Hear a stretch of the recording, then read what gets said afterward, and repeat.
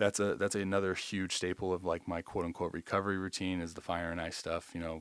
Even like in the shower, I take cold showers, I take contrast showers. If you want more information on all this stuff and how you can effectively stress the organism, I'd encourage you to just Google it yourself. Mind Strong Performance. My guy Harvey Martin does a lot of really, really good stuff. I'm going to try to get him on the pod soon in regards to this. Okay, and breathing. You guys know I'm a nerd when it comes to like the breathing and all that good stuff.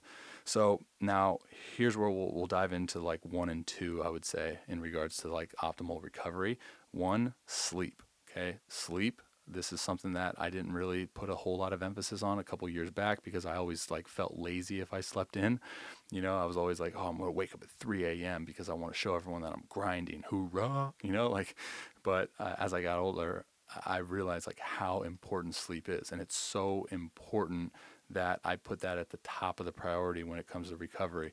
And showing that I put so much importance on it, I got 3 different trackers that track my sleep. So I'm always gauging that, and I'm always kind of basing my workload that following day in regards to looking at like how do I sleep. Like last night, for example, I didn't sleep good. I think it's just because like my overall activity has been kind of low, so like I don't know, my sleep just wasn't good last night. So my training today is going to be a little bit different than it would be if I slept, my typical 8-9 hours. Sleep is huge, especially in season, man. I know it's hard, especially if you're a pro guy in the minor leagues or even a college guy taking flights or whatever it is. I know it's hard to get that optimal sleep, but you got to find a way.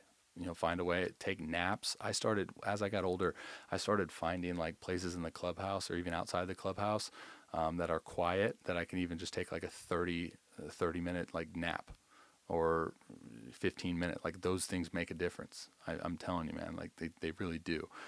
So put an emphasis on sleep. Now, what are some sleep protocols that you can do to optimize your sleep?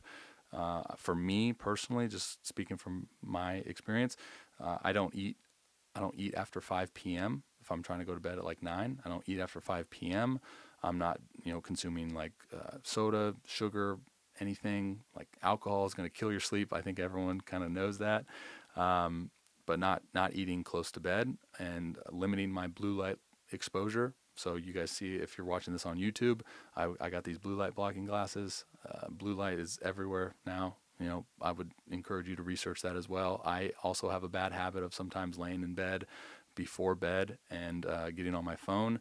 But if I'm being really intentional and I'm really on fire, I'll put my phone in a different room, and I'll put it on like airplane mode or whatever, put it in a different room and just read a book before I go to bed. Like try to limit your blue light about an hour to 2 hours before you go to bed.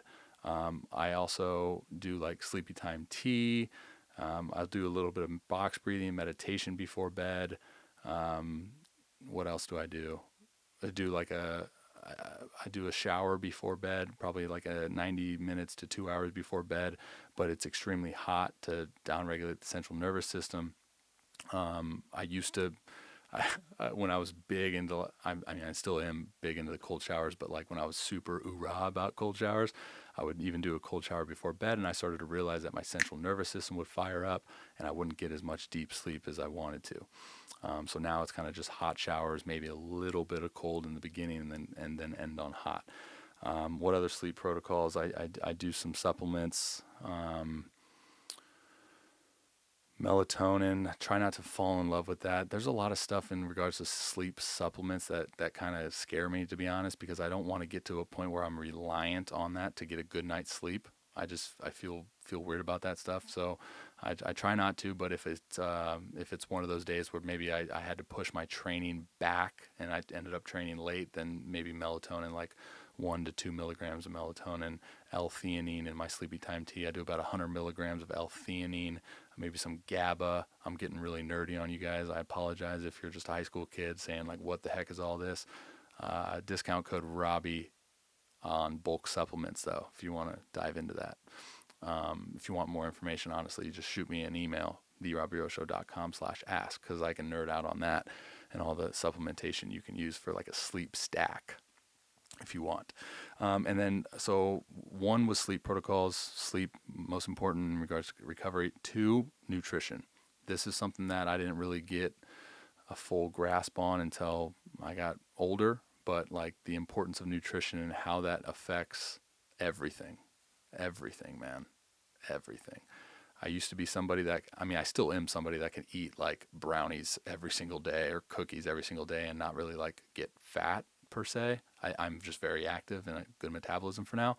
And I used to kind of just get away with that, thinking like, oh, I can do this, like I can indulge, and it doesn't affect me. I can still go out and perform. Like, no, no, no, it catches up to you, you know. So it wasn't until probably I was like 2018 is when I really started taking like nutrition seriously. Like I would go ketogenic, learned about, you know, the how kind of carbohydrates will influence a little bit more inflammation and so on and so forth. Now, I say all this, I'm not a nutritionist.